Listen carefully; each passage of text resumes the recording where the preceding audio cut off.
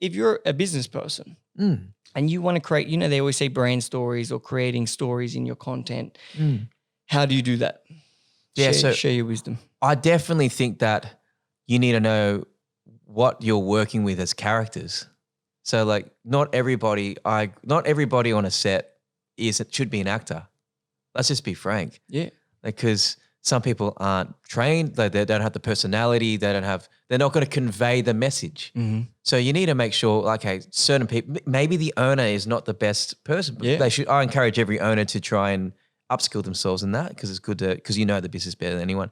But you need to know your message. Like Mark talks about this all the time, your business purpose. Mm-hmm.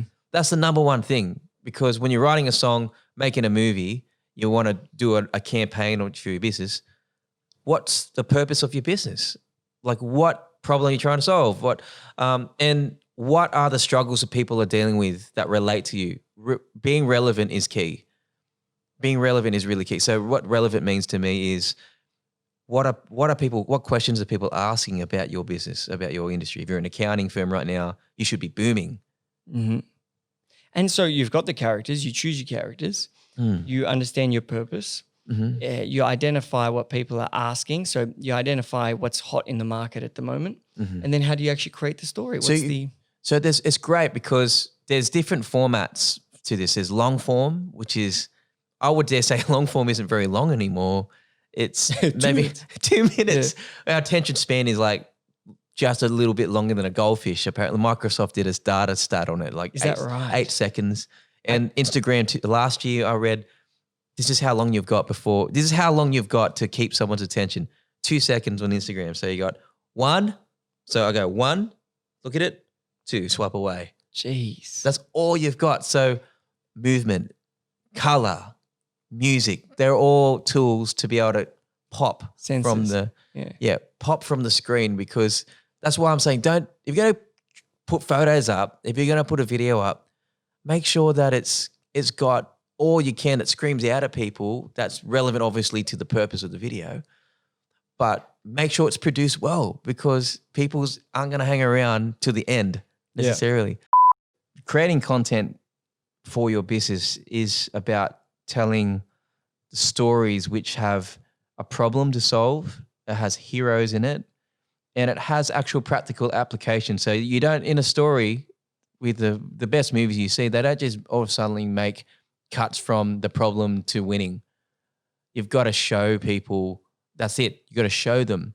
Don't tell people, show them. And how do we show them? Some ideas for people are testimonials are showing people that your results work. I mean, your stuff works. Because it's not you saying it from your lips. It's someone from their own life that you solved their problem for. And they're evangelizing for you. They're saying, go to Cub. That was the best event ever. And I got so many great friends and networks from that. Yeah, I gain knowledge, I gain business, I gain relationships, friendships. And you got to share, like what Daniel's done in his video that we've done is you got to be willing to be real in the sense of honest and to the current reality of business right now. And I like that. It's like, and I like the process of where you started, humble beginnings. Use Flashback Fridays, use Throwback Thursdays. They're like little acronyms on social, the etiquette, to give yourself permission to post some photos of your history.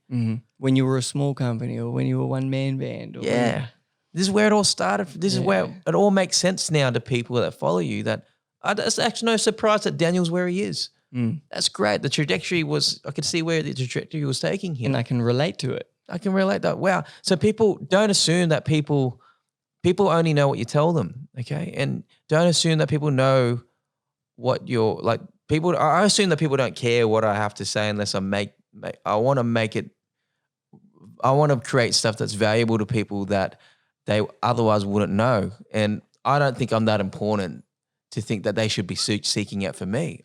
I want to be relentless and chase people and say, this is really going to help you, because I wish I had that as when I was in business. I wish I had this story or this problem that was there. So sit down as a business owner and think about some of the problems that you've gone through as a business owner, if it's loans or staff and hard lessons, and also wins, like I've recruited great people, I've had the best month ever, and try and make a piece of content around that. It could be an article. Here's the 3 points to take away from that. This is why we had the best month ever.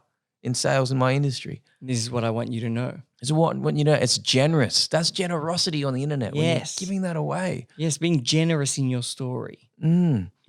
The theme of copying something that's brilliant, looking at something you admire and love, something that worked amazingly, and replicating with your own twist is I'd probably assume that would be a quite common thing with the arts, no? It's a common thing with language. We learn through copying everything, through observation. As part of one of our learning mechanisms as humans is observational learning. Yeah.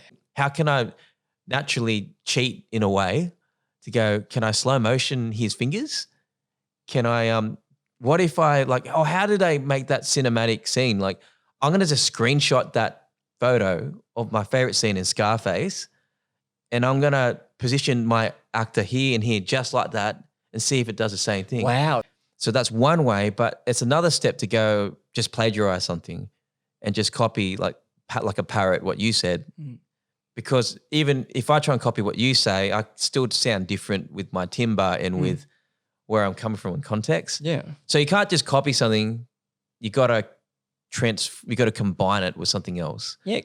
If you think about it, like when you're learning to walk, no one's saying, hey, what you do is you put your legs under yourself, you stand up, then you got to no one's telling you what to do. Your body, the kids are just looking at you do it, and they're trying to imitate. It's an imitation rather than a step-by-step manual. lesson. Yeah. Manual, yeah. And they say like imitation is the greatest form of flattery. So if I want to copy Daniel and Cub, it's got to open Cub 2.0. One could take it as, he wants what I have, he wants to leverage off me in a bad way. Or it's like, I admire you that much, I want to be like you. It's beautiful. It's amazing. Yeah. It's like being a celebrity. I think every leader needs to kind of have that healthy dose of awareness with that. It's like, if you're going to do great things in the world, expect to have an element of ugly copycats, but also an element of people who want to wear what you wear. And I'll tell you, one of my greatest lessons that I got taught was, they can copy what I'm doing, but they can't copy what I'm thinking. So don't worry about if you're leading the pack, if you're leading the industry and everyone's just following your steps. We happens to us all the time at Cub, right? People, even words we use and phrases we use get copied.